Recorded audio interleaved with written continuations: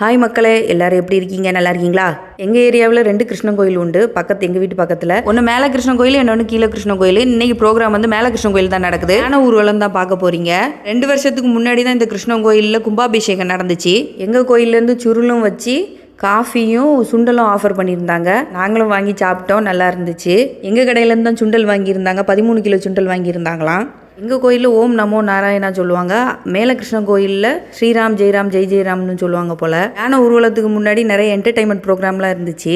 டிஜேலாம் ready பண்ணியிருந்தாங்க. எல்லா பசங்களும் நல்லா என்ஜாய் பண்ணிட்டு இருந்தாங்க. யானை ஊர்வலத்துக்கு இந்த ஒரு யானைக்கு 1,90,000 போல், கிட்டத்தட்ட 2 லட்ச ரூபா ஆச்சு போல்.